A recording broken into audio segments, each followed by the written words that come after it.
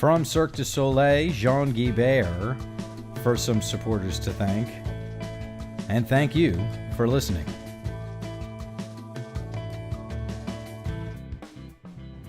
This episode is supported by CCW Digital, leaders responsible for operations, information technology, contact centers, customer care, service, and support are invited to register for a free CCW Digital membership. Membership includes networking with 100,000 plus qualified industry professionals, quarterly executive research reports, product matchmaking, and more. Go to ccwdigital.com to join the community. This episode is also supported by the CCW Conference and Expo. The event will empower you to test, learn, and try the next big thing in customer experience optimization. Are you interested in mining data across touch points for personalized and predictive data? Are you trying to integrate your systems to get a more complete view of the customer? Are you figuring out what innovations to invest in? Chatbots, virtual assistants, AI, VR, biometrics, to name a few? Go to callcenterweek.com to register. Former marketer and current creative director for Cirque du Soleil, Jean Guibert, joins us from C2 and shares that he's just finished a tremendous amount of work. The opening ceremony of the Pan American Games and Cirque's Volta, whose production process took a full 2 years. The first phase of production went pretty fast. The story, the pillars of creation of the show, what they wanted to try, was born in the first month. The practical means and how to articulate the vision artistically is what took more time.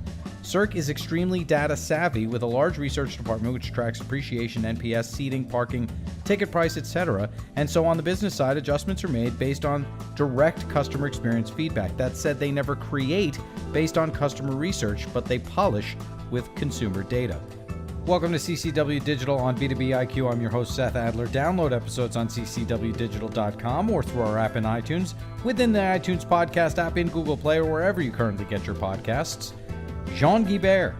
When I say it, Jean Guibert, it's not going to sound... It sounds great, It sounds okay. Yeah, it's good. I'm your faking French is my good. way through it. No, Yes. come on, your French is good. My French teacher, when I was in 7th grade, so I'm 14 years old, she said I have the worst French accent she's ever heard in She her was whole wrong. life. She was wrong. You can tell her now. I will call her back up, exactly. So you have spent 11 years at Cirque du Soleil, and the brand itself, beyond the show, in and of itself, it is a creative experience, right? Yes, it is, yeah. So first, what I'd love to know is what is on your desk today, right? So as the creative director, I ask, the CFO, I ask the CMO, what's on your desk? What's on your desk? What's on my desk today is actually the best thing that can be on a desk. It's nothing. I just finished 4 years of working like hell on a big projects, delivered the opening ceremonies of the Pan American Games in Toronto 2 years ago. Congratulations. And just finished to create Volta, our new big top show in Montreal. I just basically delivered the show 3 weeks ago, so now it's time to breathe a little bit. How long does that take? The creative process is 2 years. Okay. And as far as me, the customer, what will I recognize from your first week working on something like the new show, or the first month, or does it not work that way? Actually, it's funny because myself and Bastien Alexandre, who is the stage director, we've been working together for 5 years now, really as a creative duo, and we work pretty fast in the first phase of creation. So the story, the pillars of creation of the show, meaning the things we really wanted to challenge and to try, video, music, M83, new types of costumes, action sports, and etc. Everything was born in the first month of creation. Okay. And then the way you make it happen, practically, and the way you articulate it artistically is what takes 2 years. Okay. Again, I do want to stay with the customer at the end of this, right? Yes. So we're talking about customer experience, customer management. How much do you take that into account? Of course, not with the technical aspects of the show, and we have to have sports here and we have to have video there. But talk about how you see the customer of Cirque du Soleil when you are creating the show. Yeah. Well, the Cirque is extremely data savvy. Okay. So we have a big research department.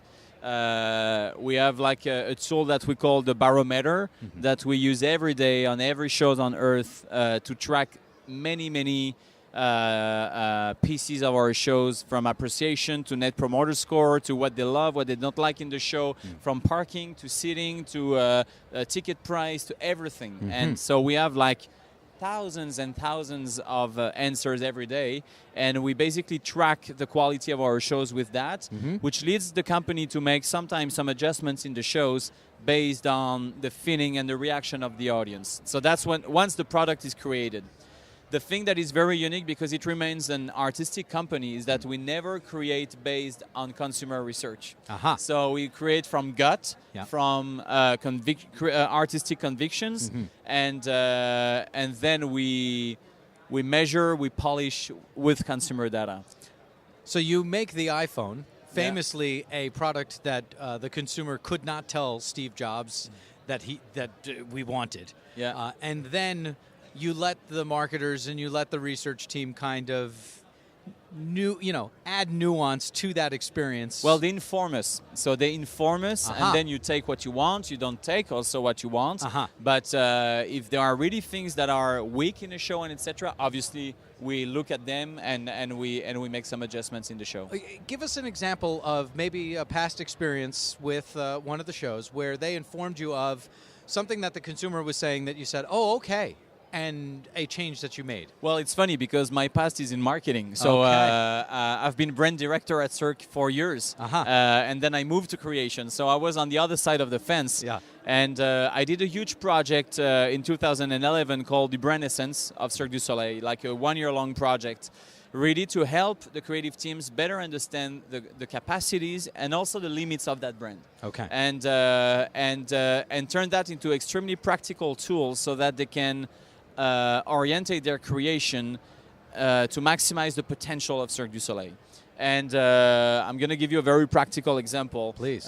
We used to have one show in Las Vegas, which has closed since then, which was named Viva Elvis.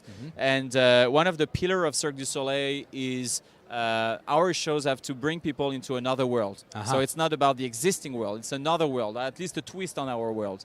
And we were constantly speaking in English in this show.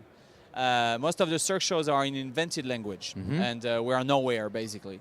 And in that show, one character, Colonel Parker, was speaking in English all along, and that was an irritant for the crowd. Understood. Say, okay, I go to Cirque to escape. I want to be nowhere. And so based on that, we could inform the creative teams, and they made the decision, because that remains their call, to remove that part in the show, and that made a big difference, actually. Colonel Parker, of course, historically accurate, so it wasn't like you were doing the wrong thing, but you were just doing the wrong thing for the consumer. Exactly, and people are not expecting us to do literal things. They expect Cirque to interpret and to evoke things, and it's always a tricky line.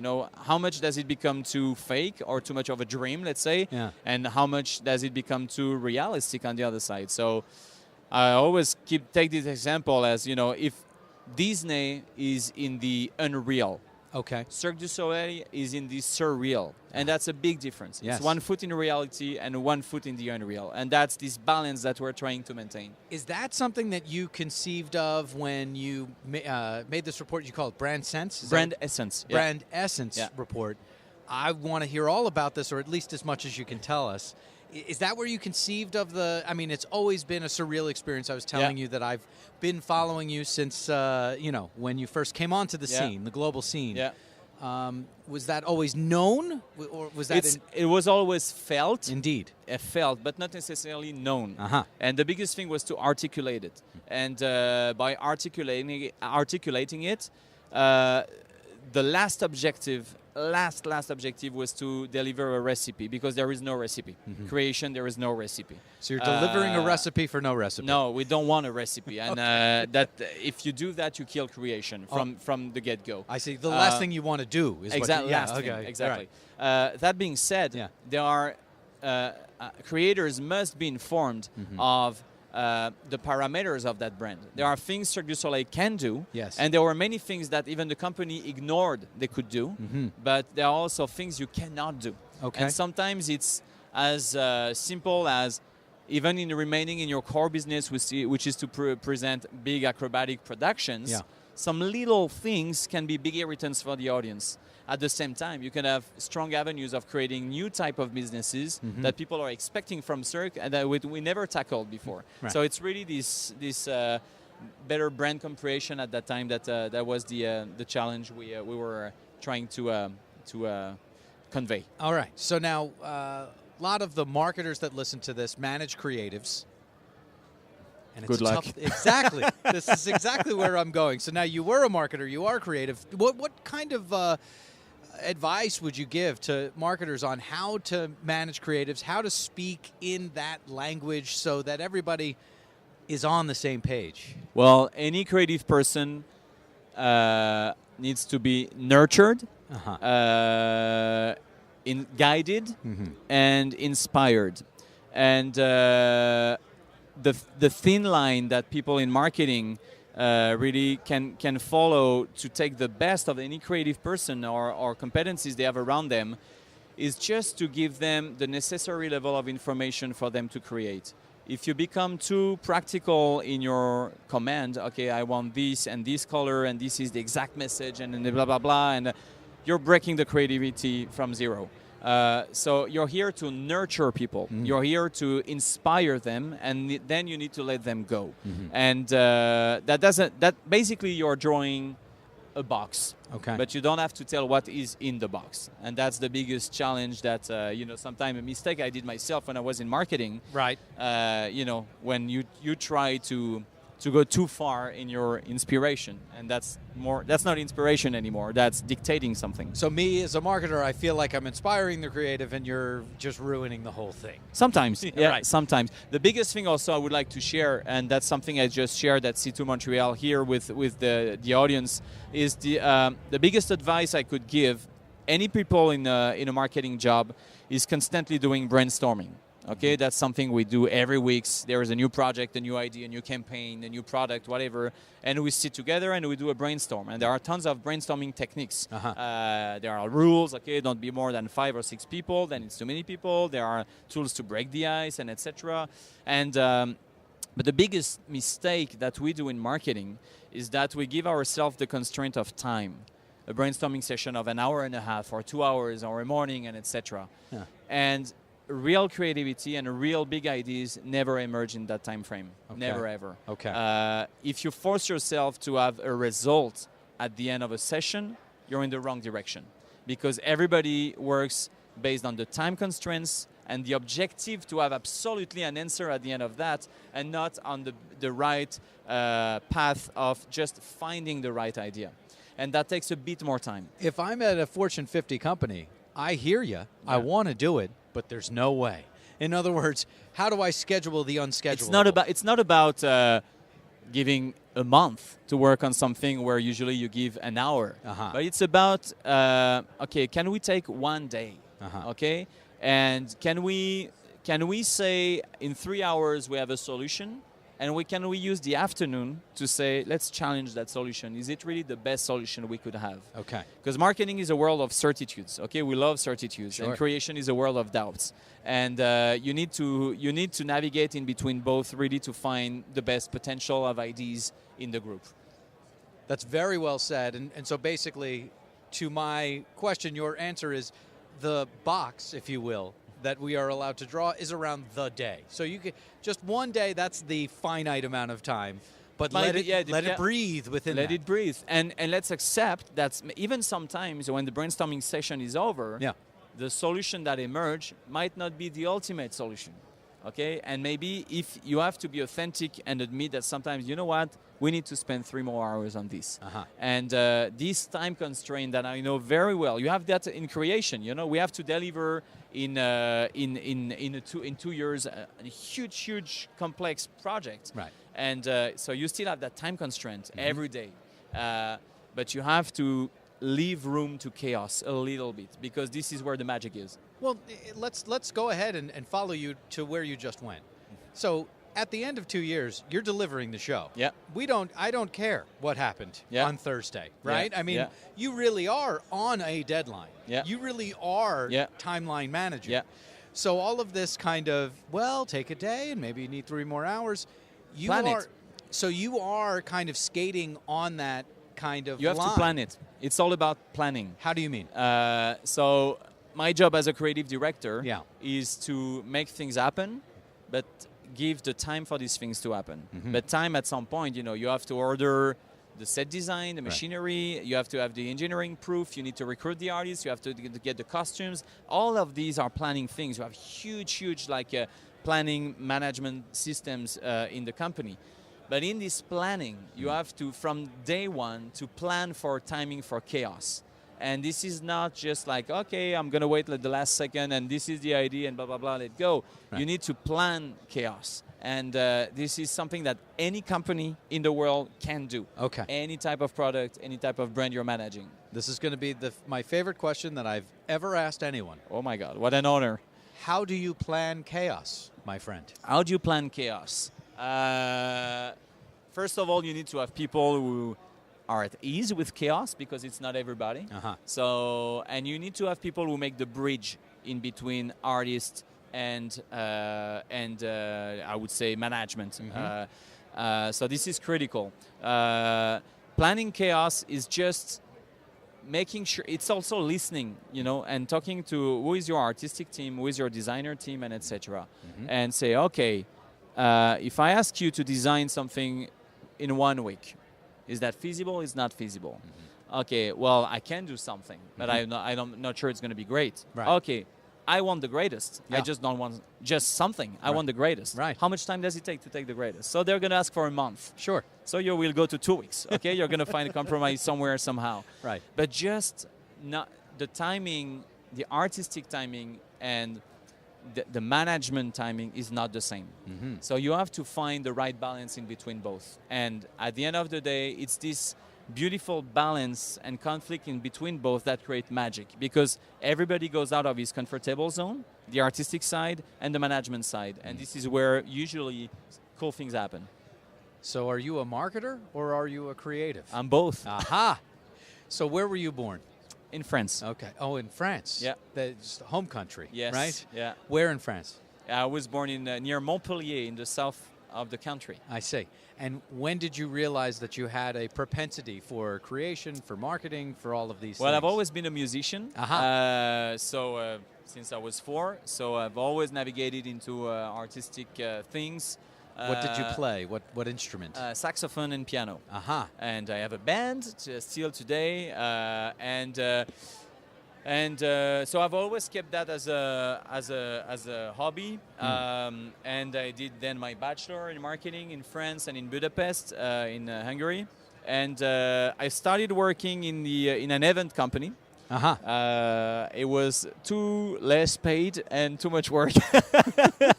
So I said, okay, this is you know like what? everybody, though, right? Well, You know?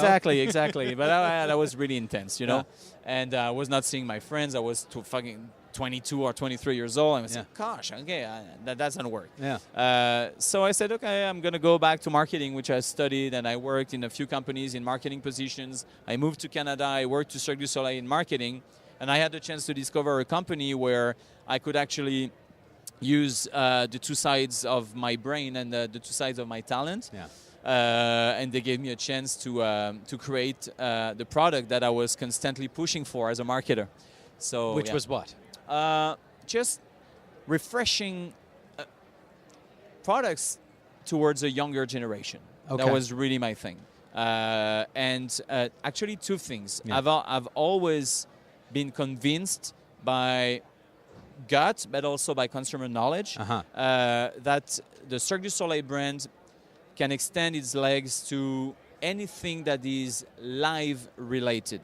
Okay. So it's not necessarily only shows. It can be a live exhibit. It can be an immersive experience. Could be a hotel. Could be anything where somebody goes physically.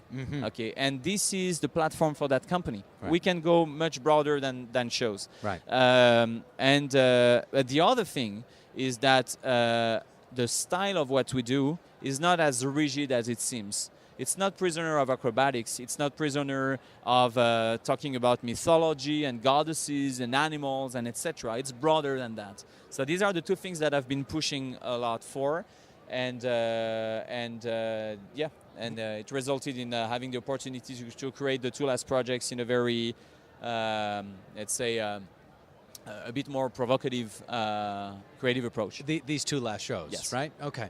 So, as far as extending beyond the rigid, so there are rules to Cirque du Soleil, and those rules have brought you great success. And so I wonder, what were the perceived rules before you broke those? Some still resist. Uh-huh. Some still remain. The biggest rule, and actually still the biggest discussion inside Cirque du Soleil, is to what extent acrobatics are at the heart of what we do or not. Okay. And there are different schools even inside the company where it's all about acrobatics on one side, or it's all about the poetry, the emotions, and the feeling. the feelings that you can create with any kind of audience. Yeah. So the truth is probably in between. Mm-hmm. That's something. I'm going to give you an example. Okay. I don't know if you had the chance to see some shows in Las Vegas. Well, I saw Cirque. Love, the Beatles show, which I loved. This is one of the least acrobatic show we have at Cirque du Soleil, and people love it. Yeah. I'm going to take the example of Ka, which is the biggest show we have on Earth. Huge production, like $200 million production, massive stage, massive technology, and etc. The only thing that people talk about when they go out of this show is a little moment where two artists are playing with a little light and doing some shadow play. Right. I think this image costed $100. At the most, right? At the most. Yeah. It's about poetry. Yeah. It's about poetry. It's obviously about the emotional curve. You need bigness, big moments, wow moments to enjoy these moments. But this is not only about acrobatics. This is way more than that. And it is. And thank you for clarifying, because to simplify it by saying it's all about that. No, it's all about the fact that you just brought me this gargantuan experience and then minimized it's the elastic. it to the... I call it the elastic, and you have to pull it as much as you can. There you go. How did you get this smart? In other words, here's just a musician from the south of France, right, who goes to Hungary for a little bit. Tell us a little bit about Budapest. When you went my there. gosh. What years were you there? I was there in 2001. Okay. 6 months. What was it like? That was amazing. I had like my little student budget there, but coming from France was a lot for Hungary. I think I never ate once at home. So we were basically partying all the time. That was really what it was about. And I learned so many things in that thing. That was an international class working with students from everywhere around the world. But just partying and connecting to the real street things and artistic things for me was just like, wow, a real authentic inspiration. It opened your eyes, it inspired you. Can you crystallize into words what the lesson was? Well, biggest thing, it's one of the hottest scene in the world for electronic festivals. And we all know what EDM became in the last years, and having these whole huge festivals all around the world, and a big industry. I mean, the DJs today are like super rich people. Yeah. At that time, it was emerging. We were really in the field of like German techno that was there, and Berlin was super trendy, still is today, and Hungary was like the underdog scene. And but you could already feel the potential of taking that and bringing it to a wider scale. Yeah. The essence and the experience that people were living were so strong, so strong and so intense that for me that said, okay, there is potential in everything. Anything that is authentic, anything that is from the street, which is a critical criteria for me, if you turn it right, and not only for business, but just by the desire to share it with more people, there is huge potential. So you were inspired as a young person, kind of taking that almost influence and insight from the street, right? Yeah. But you were close enough to it where it was okay. Yeah. So if I'm a Generation X type of person, right, in my 40s or 50s, and I'm listening to you, how can I gain inspiration? Where do you still go for inspiration? I try to to go out as much as I can. I have 2 kids, okay, Yeah. so it's a challenge. Yeah. But I'm lucky enough to have a wife that loves to go out as well. And always trying to see new stuff, a new exhibit, a new concert, a new artist, a new theater play, interactive things, and etc. And it's all about curiosity, just like and going out. I mean, the last thing is to stay home and consume things on TV. That's the last thing I think that you can see the same thing, but you don't feel it. It's never the same, and you don't see the reaction of people around you. Yeah. That might be 20 years younger than you, and suddenly you say, "Hey, you know what? He or she's loving it like hell. What's happening here?" And engage a conversation and know more about why are they here and when they discovered the band. Oh my God! Okay, you discovered them 6 years ago. That's the first night for me, and etc. And this is how you need to stay connected. Yeah. And that's the thing. Connectivity, conversation, stay off the couch. Those are the 3 C's, right? Oh yeah, big time, big time, big time. So I have 3 final questions. I'll tell you what they are. I'll ask you them in order. Okay. What has most surprised you at work along the way? What has most surprised you in life? And then on the soundtrack of your life, 1 track, 1 song that's got to be on there. As a musician, this is going to be difficult. I'll tell you now. First things first, though. What has most surprised you at work? You say, you started at this event company. They worked you too hard. They didn't pay you enough. You found, thank goodness, Cirque du Soleil, and you've really kind of been able to exhibit everything that you have within so that you can go find more. What's most surprised you at work?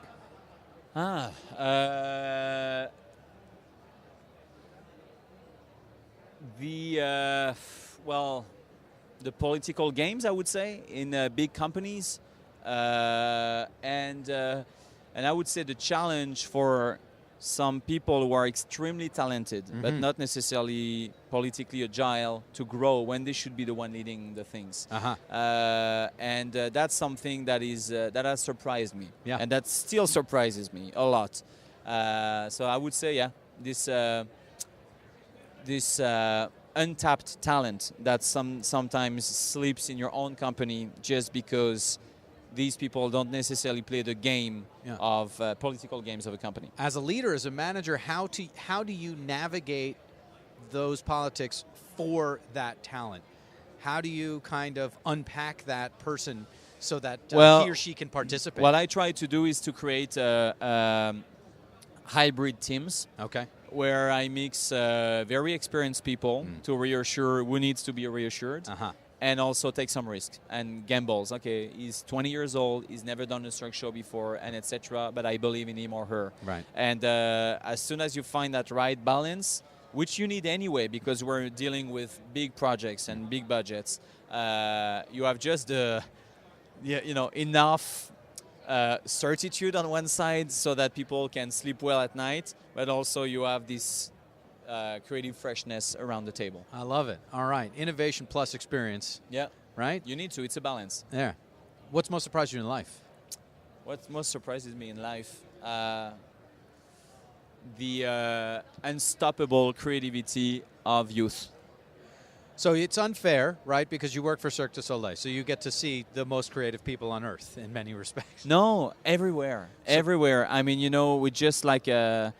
And I still consider myself young. I'm 36. Sure. And I'm fascinated to see the trends of the ones that are 15 years old today, 20 years old. And I will always remember my grandmother. She was a huge inspiration for me. Yeah. She lived everything. She lived the Second War in France.